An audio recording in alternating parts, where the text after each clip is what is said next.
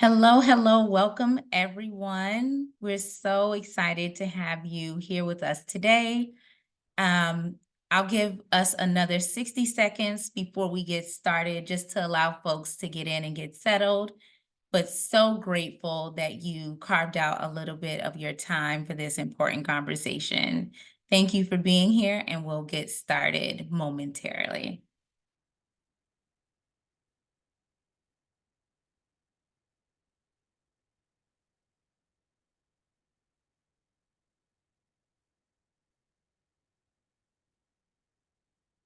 Welcome to those again who are just coming in. I see folks are starting to sign on. We'll get started in about 30 more seconds. Again, we're really excited to have you a part of this conversation.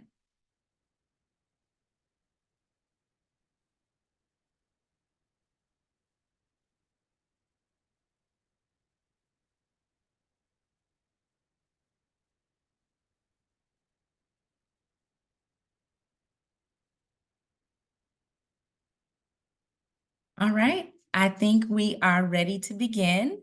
Hello, good afternoon. I am so excited to welcome you to the first session of the Increasing Quality, Quantity, and Diversity webinar series.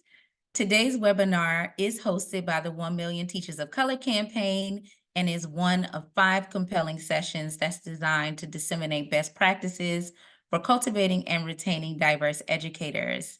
We remain extremely grateful that each of you made the choice to be here for today's discussion, and we hope that it helps you continue to serve your students, educators, and community more equitably.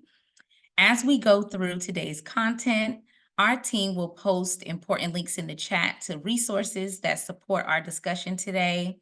This session is also recorded and will be provided to you at the end of the webinar.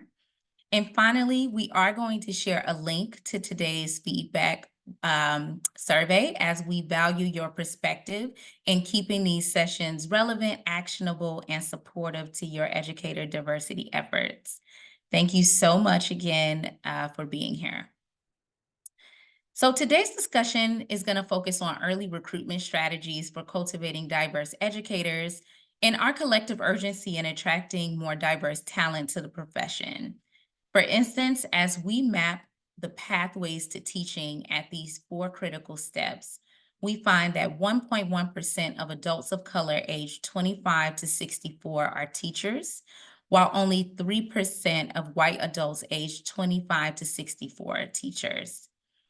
We recognize that this startling gap continues to remind us that we need to have stronger policies and practices in place around teacher pathways that create stronger and better opportunities for people of color. This is one of the many reasons why the 1 Million Teachers of Color campaign exists. The campaign seeks to grow the ranks of our nation's teachers of color by 1 million and our leaders of color by 30,000 over the next decade through a broad cross-sector coalition to advocate for change at every level of our system. The campaign's primary objectives will be achieved through 3 key strategies. The first is advocating for policy change and stronger policy implementation at the federal, state, and local levels. The second is building a national narrative to influence public opinion about the urgency and importance of educator diversity.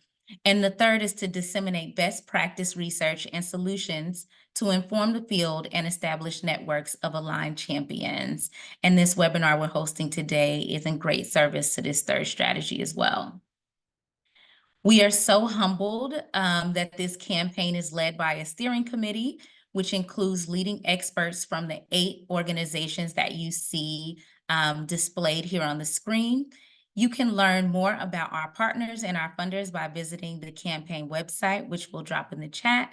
But again, just want to acknowledge a host of all the great folks that are locking arms with us around this important issue.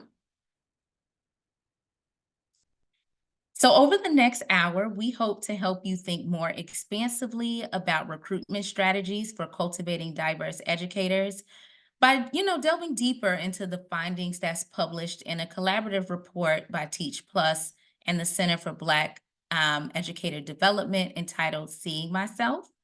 These findings will then lead us to a compelling panel discussion about how we can more effectively engage young people in the teaching profession to meaningfully narrow the gap between students of color and the educators who lead in their classrooms and school buildings.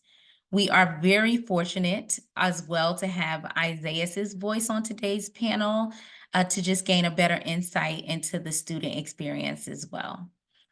So with that said, now that we have all our housekeeping out of the way, it is my pleasure to pass the mic over to Amber Ravenel to kick us off. Amber serves as the National Research Director at TeachPlus and will lead us in a deeper dive into the findings from the Seeing Myself report. Thank you, Amber.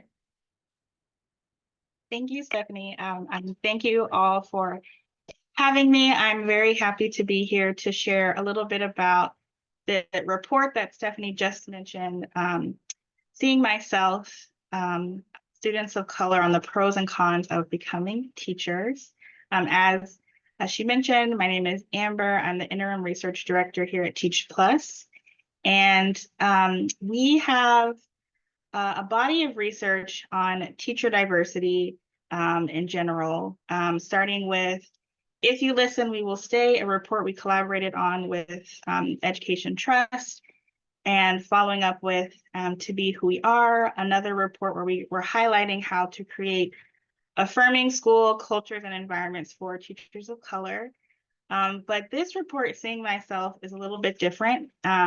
Typically, our research elevates the perspectives of educators, but this report, we really wanted to add to the conversation about why teachers of color matter, why teacher diversity is so important for students by actually talking to students. And so we named the report Seeing Myself because one of the big things that we heard through this research is how deeply important it is for students to see themselves reflected in their schools by the people who are teaching them, in the books that they're reading, and the curriculum that they're learning from. And so that really was a huge takeaway of this project.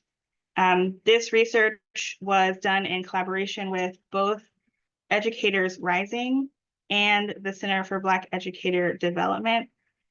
We chose a qualitative approach to this research. So we are really focused on trying to learn from students how we can create policies and create school environments that really invite students of color to enter the teaching profession and be supported so that they will stay and we will have a more diverse teacher force.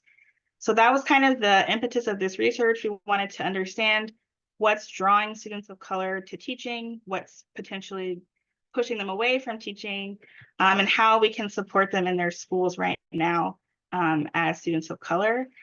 So we were looking to speak with students of color who are interested in the teaching profession, which is one of the reasons why we decided to partner with Educators Rising. It's an organization that Dr. Lay, I'm sure, will talk more about when he joins us in a few minutes, but an organization that supports high school students who are interested in teaching. And so all of the students in our sample had at some point indicated that they were interested in becoming a teacher.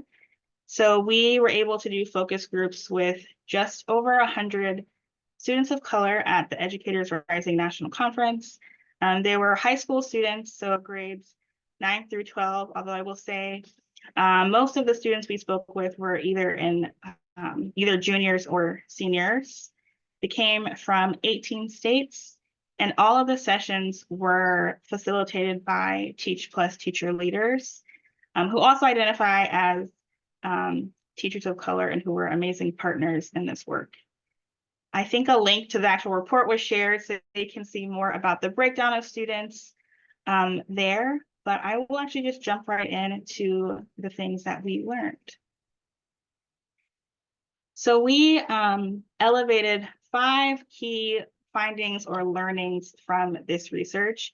And as I kind of go through these learnings, I'll invite you to also take a look at the quotes on the side, on the right side of the slide, because they really are so impactful. I think the actual words from the students themselves So the most interesting thing we found in this research. So as I go through these 5 findings, I invite you to take a look at the quotes from students. So number 1, we found that students of color really value the particular benefit or unique benefit that they get from having teachers who reflect their own racial identity. So they see a particular value to having teachers of color teach them in their schools. One reason being that they're able to relate to those teachers. They believe that they're able to share unique experiences with those teachers. It helps them to see what's possible for themselves. We had many students who shared that they didn't even realize that like being a teacher or being a principal was an option until they themselves saw a teacher of color in their own schools, sometimes even as late as high school. And in terms of kind of dealing with some of the negative things they might face in their schools in terms of microaggressions or instances of bias or racism, students were telling us about how important it is to have teachers of color respond to those instances of microaggressions and racism in their schools. So really, one thing we found is how important it is for students of color to have teachers of color because they see that there's a particular and unique benefit that they can't get from other teachers. Secondly, we were really asking what's kind of drawing students to want to be a teacher in the first place. And one of the main things that we found is that students are drawn by a desire to make a difference for future generations of students and to build relationships with students and also fellow teachers. And so students are really making decisions about teaching based on what they're experiencing in their own schools, what they're seeing at their school, looking at what they see teachers of color going through, how they're treated. It's helping them to make a decision around what teaching will look like for them in the future. And then also really aspiring to have a positive impact on future generations and to be a role model, and also to ensure that future students have a better experience in school than what they had. And so one thing we heard a lot is, and particularly for students who called out negative experiences in their schools, wanting to be a teacher so that future generations of students don't have to go through the same things that they are currently experiencing. So that's one of the reasons that is really drawing students of color to the teaching profession. This third finding is around one of the main deterrents, and that is potentially, to no surprise, is pay. And so even students at the high school level who have not yet entered the profession are already wary of the low pay that's associated with teaching or that they perceive is associated with teaching. And so when we asked them like what things are potentially maybe deterring them from entering the profession, pay was by and large the biggest factor. And so some of the nuance there, believing that they won't be able to live comfortably as a teacher, hearing about teachers who have second or third jobs, who are doing a lot of tutoring or outside work to be able to support themselves, is really making students reconsider potentially choosing teaching versus other careers where they might be able to sustain themselves a little bit better. Also, we heard from students of color in particular facing pressure from family to enter more financially suitable professions, particularly students who maybe are the first in or will be the first in their family to go to college, a pressure to choose a major or a profession that yields more financial results in teaching. And then somewhat related to this is kind of the perception of the lack of respect for teachers, kind of built in for another layer of why students of color are maybe saying that they will choose a different career, even if they have shown interest in teaching in the past.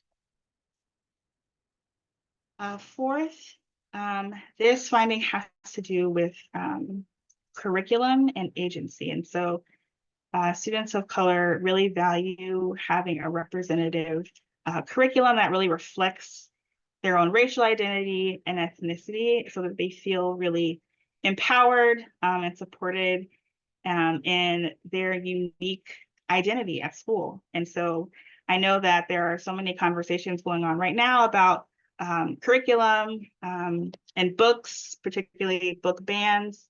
And so students of color really shared with us how much they're paying attention to how representative the curriculum that they're using in their schools is, the books that they're able to read, how well they feel that their curriculum allows them to see themselves. A lot of talk about how history is taught in schools, but even in other subjects. So that is very, very important. And so students are making decisions about whether they want to go into teaching based on how they're viewing the representative nature of the curriculum in their schools.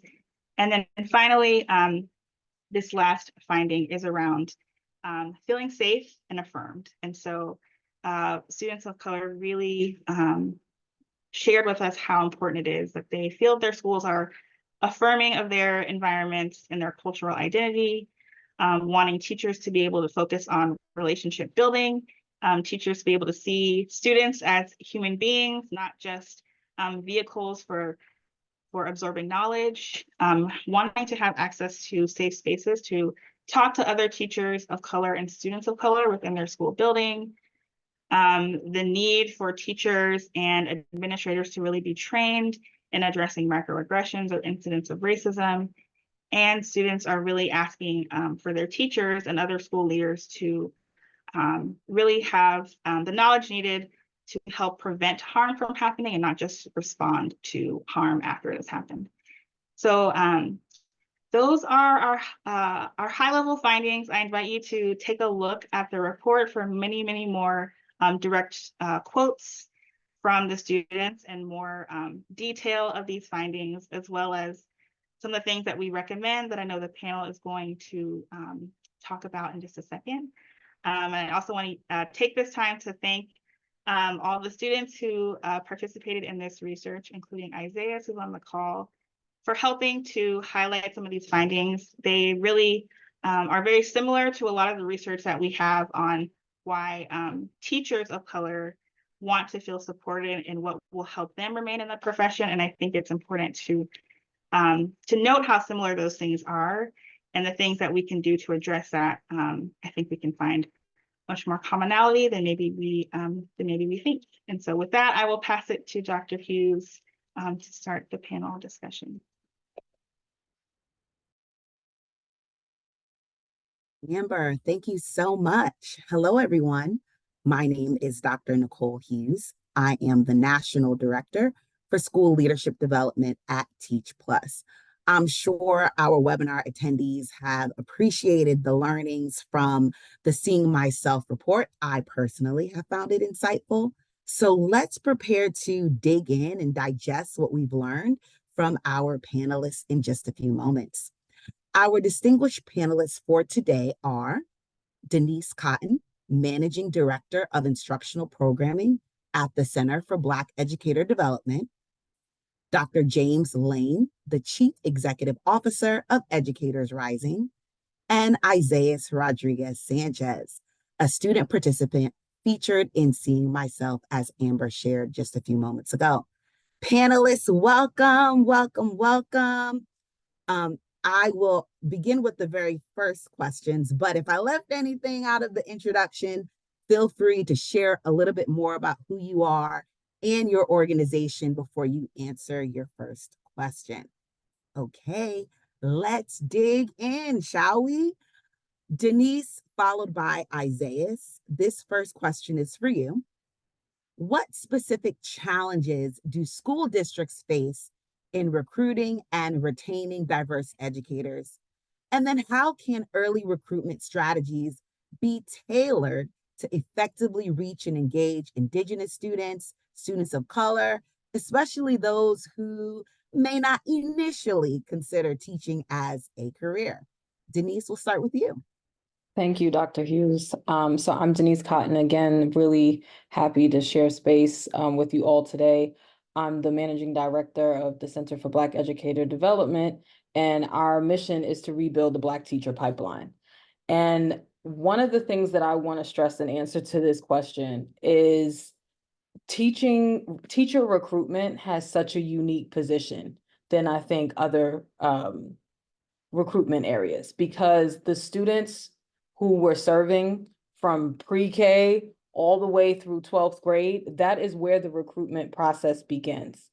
For other CTE tracks, they may not be living and breathing the different career opportunities that they decide to take later on in life. But for teaching, everything around the recruitment comes from what they're seeing every day in the classroom. For me, I was drawn to this work. I had the honor and the privilege to have amazing Black teachers. I was watching every little thing that they did, how they walked, how they gathered the classroom, the pride that they instilled in us, the songs that we would sing in the school. And so all of that was my recruitment to then become a classroom teacher and then go into nonprofit work for education. So I'm just using myself first as an example. And so a lot of the things that you'll hear about in the report, I'm just going to emphasize, because teacher recruitment is also what is best for teacher retention, which is also best for students. This is the ecosystem, and one thing informs the other. For us at the Center for Black Educator Development, we created a curriculum. And so I wanted to just highlight the power of curriculum, because this also comes up in the report around the curriculum. In the title of the report, Seeing Myself, students need to see themselves in the teachers, but they also need to see themselves in the curriculum. They have to have curriculum that honors and addresses them and values them. And so looking at curriculum, because they also, again, are concerned about how, if I was a teacher, how would I be able to use this to enact change?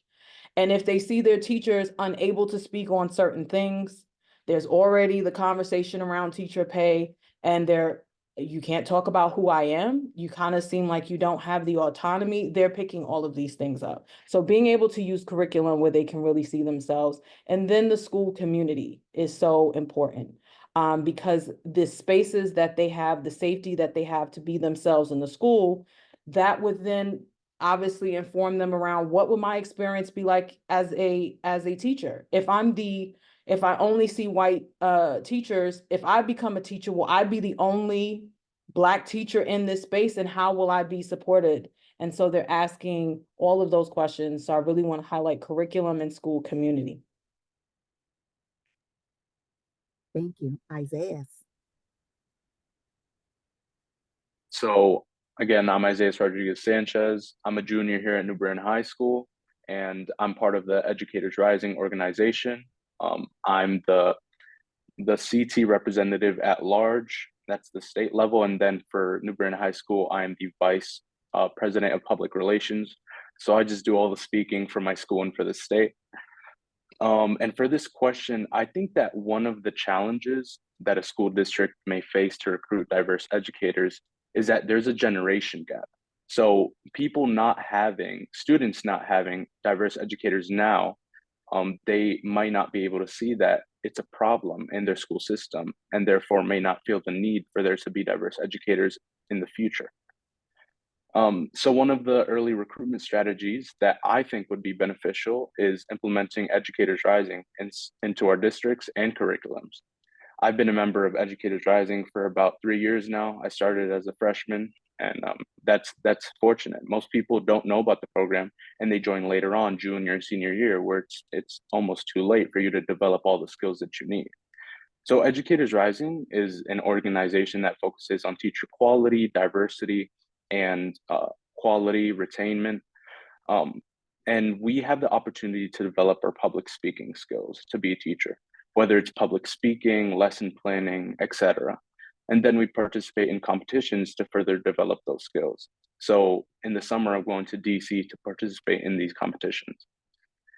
But what also helped me, one second.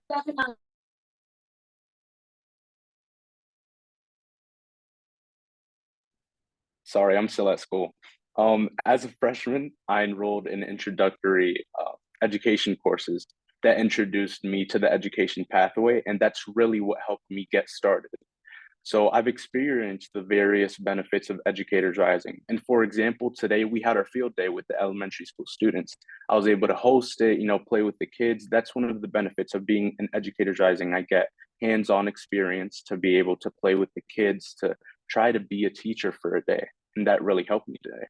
So I would suggest that high schools and even colleges offer their education students individualized student support and definitely advantageous leadership opportunities, programs, and mentorships, specifically for students of color, because we are the ones that need it the most at the moment. Thank you. I appreciate your insights on as well as your personal experiences. And I appreciate hearing that it's so important to articulate that there is a problem, and how this is an opportunity that all school districts can maximize in the future. Dr. James, tell us a little bit about Educators Rising. It sounds so awesome hearing it from Isaiah's perspective. And then share with us, in your opinion, why is recruiting earlier so important? Why should our policymakers and our influencers see early recruitment as an essential step for retention plans?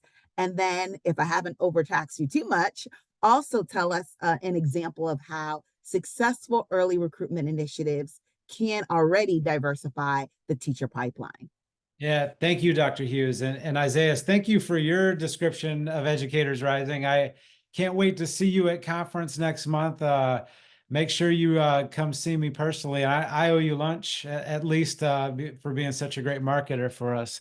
So I got your lunch at least one day there. Thank you for the great questions. Early recruiting is extremely important. More often than not, kids are starting to make decisions about their careers earlier. Doesn't mean they can't change, doesn't mean they can't change pathways, but giving a deep appreciation and experience in a variety of careers, especially in middle school and high school, is essential to developing a pipeline. And what we know about a lot of today's students is that they want to do things that will make the world a better place. Not that those of us that are a little bit older didn't, but there's a special passion for this type of work with today's young people. And Isaiah's talked about it great, where if we can get our high school students today into classrooms thinking about teaching as a career, but we call it Educators Rising and not Teachers Rising for a reason, because we don't just expose them to the teaching field, we expose them to all of the opportunities in education, and seeing that education is a broad array of jobs. And I often say, you want to be a lawyer, we have lawyers. You want to be a nurse, we have nurses. But if you want to work with kids and make a difference in their lives, we can help you become a great teacher. Now, what Educators Rising is, Isaiah's talked about this a lot, but we are a career and technical education program where students can take a full 2- and 4-year pathway in high school. We pair that with a career and technical student organization, which is more of the out of school time and after school component that we do, but it's completely co-curricular.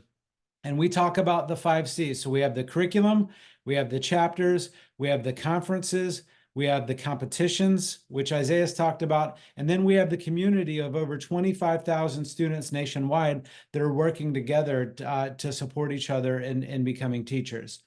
And the reason that this work is so important to do in high school, and not a lot of people know this, 60% of teachers nationwide end up teaching within 20 miles of where they went to high school. And so we think about all these amazing recruitment strategies and how we can develop more students around the nation, when really the best recruitment strategy for a district is to recruit students right from where you are. Now, what we have found is that if you focus on that intentionally, growing students from with your own community, there are a million ways that we can diversify the pipeline into education. But one of the best ways we can do it is make sure that the teachers in our own communities mirror the student demographics in our communities. And we've seen that in Educators Rising. As I'm sure you're well aware, 52 to 53% of students in our nation are students of color.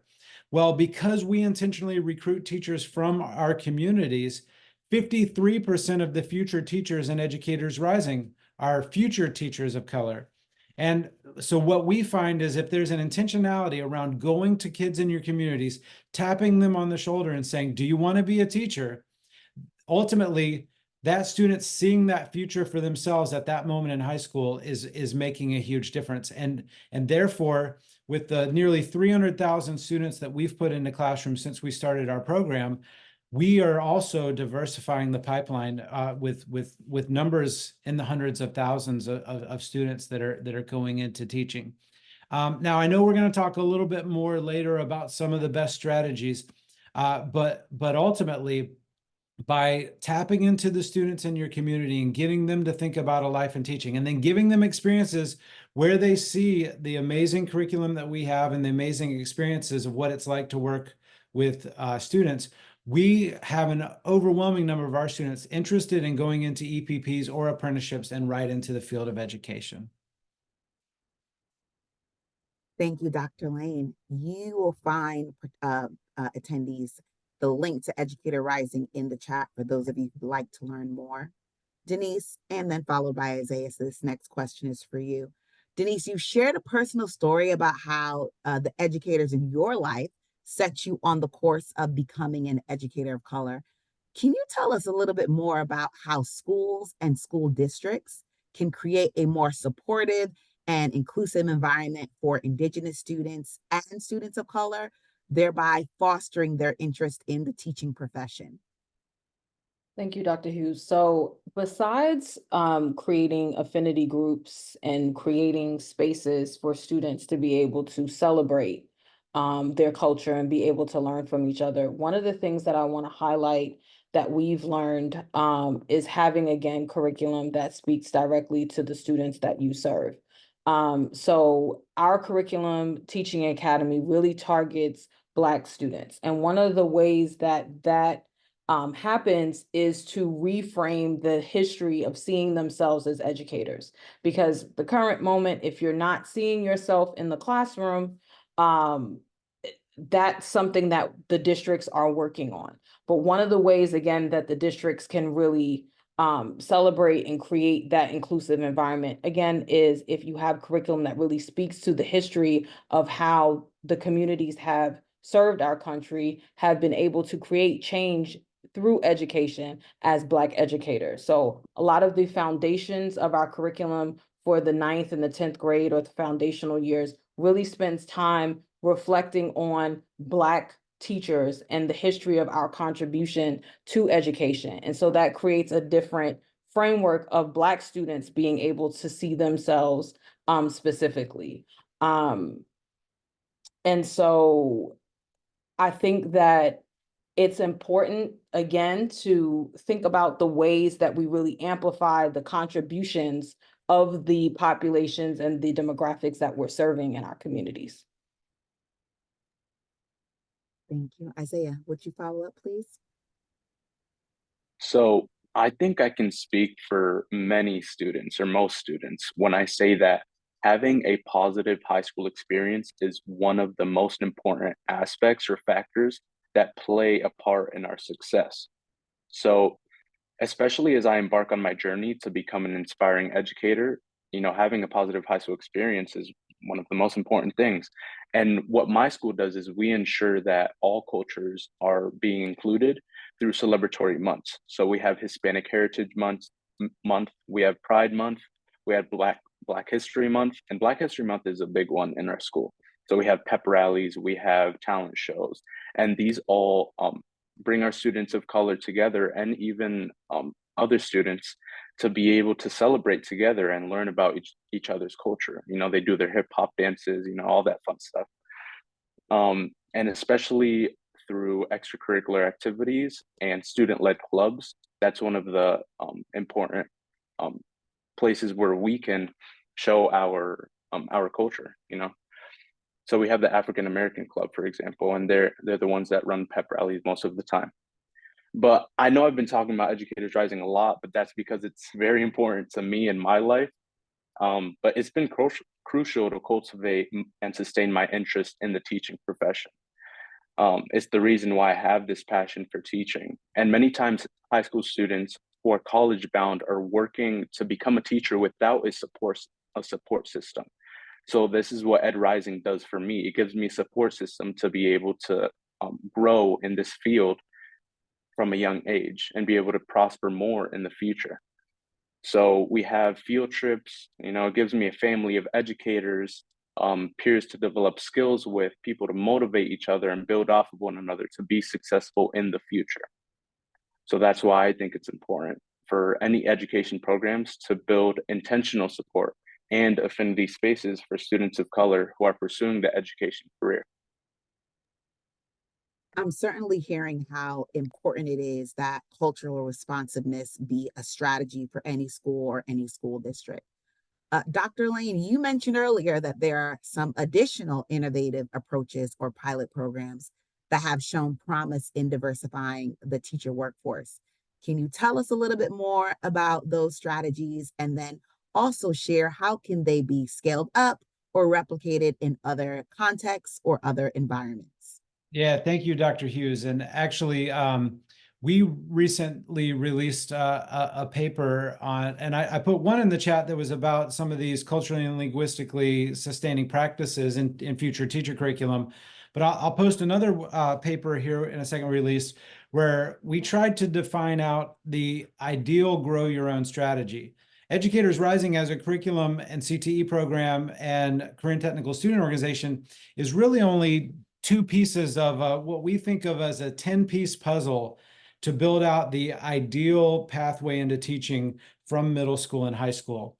And so I just want to walk you through really quickly what we think those 10 steps are. And a lot of the work that's in the paper released today by TeachPlus goes inside of each of these steps, of course. But the first step is you need a career and technical education program in your home high schools and middle schools to make sure that you're recruiting students into teaching. The second is that you have to have the chapters, competitions, and conferences like Isaiah and I have been talking about. But then what we add on 8 other pieces that we think are essential. The first is we work closely with districts to ensure that they have a signing day for their students, just like they would sign for sports or other fields of or going into the military. We actually did it earlier this month during Teacher Appreciation Week. All throughout the nation, we have our students sign with the colleges or apprenticeships that they're going into for their future education opportunities. Now, the piece that we add to that and encourage school districts to put into their HR plans is to guarantee those students contracts if they finish their teacher certification. And a lot of districts do that, and certainly they put caveats in there. Positions have to be available in their area of certification and all of that. Then the fourth step that we put in place is to make sure that there is an intentional and intensive focus on ensuring students know how they will get their apprenticeship or their college experience funded. So we work with students complete FAFSA. We make sure they understand loan forgiveness. We make sure they understand state policy.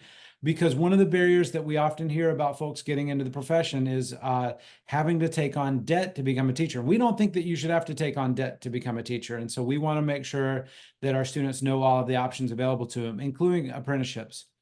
Then we make sure that our students get enrolled into an education prep program at a university. And hopefully they have our career and technical student organization, or at least some career and technical student organization in the preferred college. And the reason that that's important is a lot of kids don't take any education classes in their first 2 years of college. The broken link in the chain actually happens then, that students start considering other majors. But if we can keep them engaged in education before they get into the junior year courses and then the senior year student teaching, we can make sure they continue to develop that love of teaching. Then we introduce at the same time, this is step 6, the opportunity for students to consider apprenticeships, which is where they can go right into paraprofessional positions and earn their college degree while working, and usually get that college degree defrayed or the cost reduced by the district. And mind you, the federal loan forgiveness program requires that you make 120 qualifying payments. Well, if students can start reducing that opportunity and providing more service to the field while earning their degree, that can help. Then step 7, we make sure that the colleges where the students go allow them to student teach back in their home community. A lot of time colleges will try to require students to student teach around the college. Well, that's not diversifying the workforce back in the home community, which is really what we try to do intentionally. And if they're in an apprenticeship, we want to make sure that their apprenticeship experience counts for that student teaching.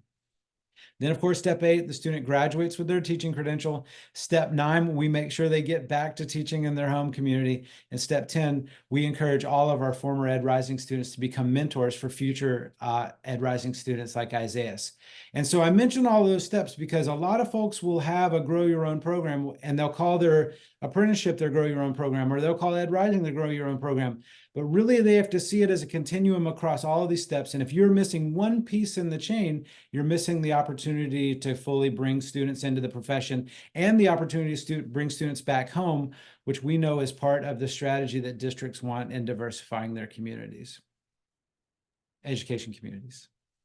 Dr. Lane, thank you for helping us to think of it as a continuum and acknowledging that student loans can be a barrier to entering the education field. Denise, this question is directed to you. How can educators and policymakers collaborate to address other systemic barriers and biases that may deter students of color and Indigenous students from considering teaching as a viable career path? Something that I've been able to witness from the working groups that I've been a part of is the power of teachers participating in policy work groups, making sure that their voices are heard, and really amplifying that. Something that we do in our curriculum is we give students the opportunity for social action projects. So that's something also that teachers are able to do, is let the students be a part of policy campaigns as well, so that they can see how teachers are able to enact change. We have a campaign, We Need Black Teachers, and that came from the students really coming up and thinking about what they wanted and being able to create that sort of outcry and policy movement. Another thing is such a give and take between teachers being able to take the things that are happening on a policy level as well as advocating for it. So the professional development, the things that are able to be offered to teachers, really taking advantage of that, so that we're able to collect the data and continue to refine the impact of those policy changes, is something that I wanted to really highlight. Thank you. Before we get to our Q&A from our webinar attendees, in 20 seconds each, beginning with Isaiah, what closing thoughts do you want to make sure our attendees take away with them as they consider their own early recruitment efforts? So we'll begin with Isaiah and we will end with Dr. Lane. So as education becomes more modernized, I think it's important that teacher-student relationships move from being a dictatorship to being a collaboration between a teacher and a student. So don't forget about your middle school and high school students. You need to start with us, build relationships with us, and teach us how to be the teacher leaders our schools and society need. Those are all my thoughts. Thank you so much, Isaiah. I'm going to echo that sentiment. Teacher recruitment starts in pre-K, as you know, intense as that sounds, but everything in terms of the school community and what is happening within the school is all building towards rebuilding that teacher pipeline. Thank you. And what I would say is, I agree with Isaiah. Talk to your students about what it is that they need to feel safe about their choice in becoming a teacher. And ask them what it is that could actually encourage them to become a teacher. Let's all be clear, we've got to raise teacher salary, and let's not stop advocating for that, because that is a huge barrier to entry for a lot of young people and their parents recommending it. But the last thing I'll say is, Isaiah's talked about our conference, and that we have state conferences as well. I would invite anyone on this call to reach out to me. I will walk you around our conference personally. The magic of early recruitment strategies actually happens in seeing the kids. At the Educators Rising National Conference is 3,300 kids coming together. I don't know there's a larger kid conference that I know of. And to hear from our kids the different ways that they prepare for competition will inspire you. And the one thing I'll say is, if you walk into the Educators Rising Moment competition, which is where kids like Isaiah will tell you the story about the moment that they knew they wanted to become a teacher, bring your tissues, it will change you forever. And you will see why it's so important to start with our students. Thank you to all three of our panelists. So much to think about, so many great insights, so many wonderful resources and links placed in the chat. We do have a few questions for you from our attendees. The first question, Dr. Lane, is for you. It's a clarification. Can you clarify if Educators Rising is in North Carolina? What states is it currently available in? Yeah, thank you. It's actually a great question. We have a presence in all 50 states. There are some states where we have just a few chapters, and then there are states where we are basically almost in every high school.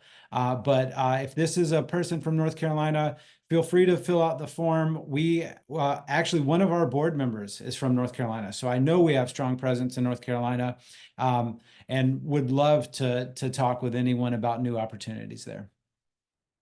Thank you. Denise, the second question is for you, coming from our attendees. We have the question, how do you leverage other education-related programs like summer programs for gifted students or gifted and talented programs, STEM-aligned curriculum to encourage and recruit students into the teaching profession? This is a great question. So one of the things that one of our programs is the Freedom School Literacy Academy that we do in the summer. And so that is an opportunity for teaching apprentices, high school apprentices, as well as college apprentices work together in a co-teaching environment, and they all have coaches. So it's an intergenerational model, and they're teaching rising first through third graders literacy. They're learning the art of teaching reading. And so all of those things come together in order to encourage and start to, continue to prepare them for the teaching profession. Isaiah, someone is asking, and I love this question because it's so candid. How do you as a student think about the compensation challenges that were highlighted in the TeachPlus report? What do students think when they consider the current teacher pay structure? So as a freshman joining Educators Rising, I was very high spirited. And I had this superhero mindset about, you know what, I don't care how much I get paid. I'm a teacher. My passion for teaching is so great that I don't care how much I get paid. I'll do this for my students. I'll sacrifice. But growing up, that's a little unrealistic. And I realized how important, money is to live comfortably. And especially as a teacher, having so many different jobs basically built into one.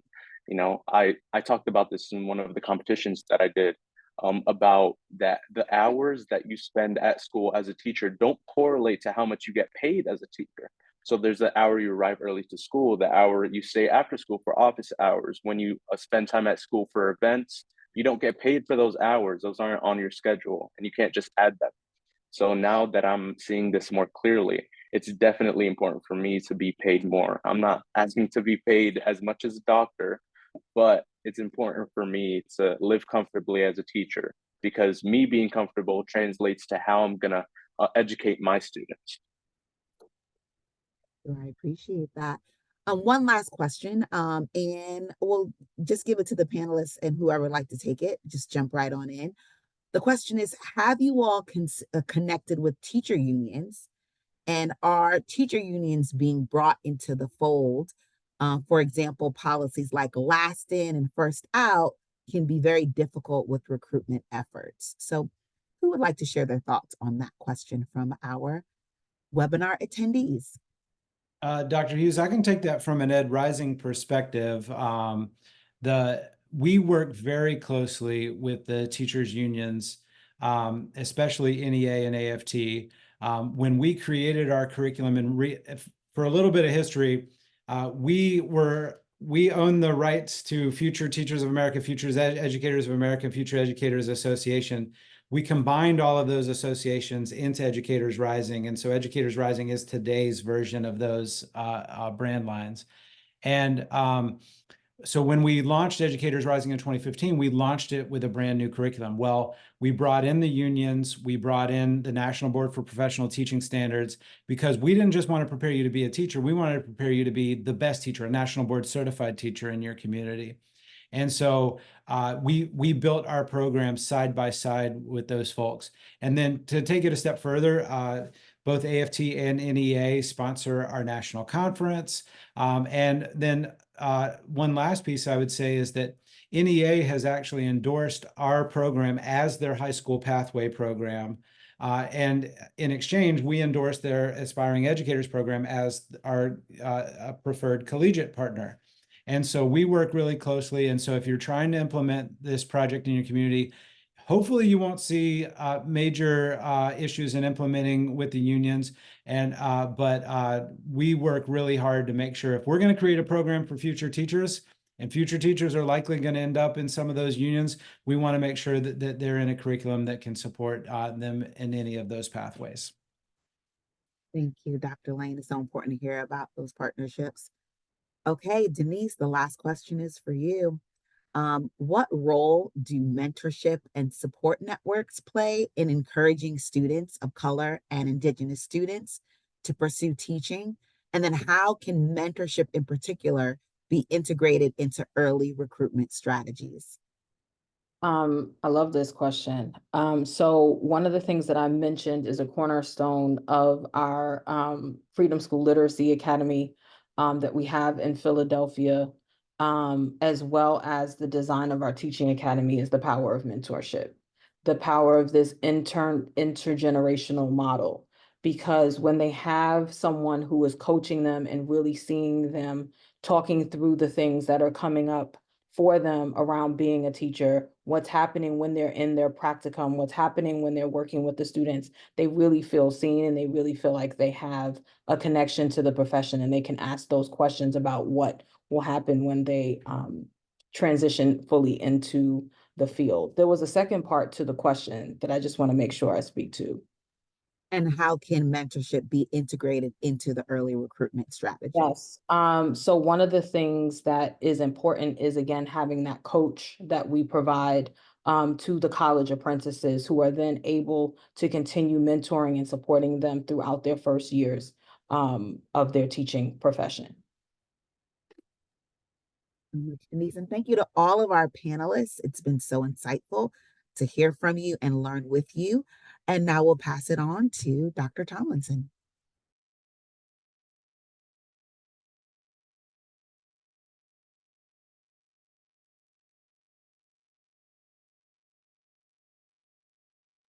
Thank you all so much again for just being here in this amazing conversation.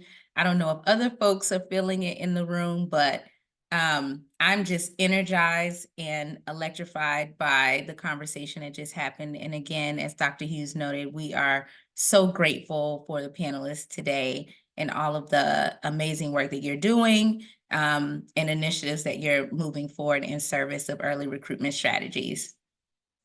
As we are wrapping up today, we're going to share a link to the feedback survey again, so that we can capture your experience after today's webinar.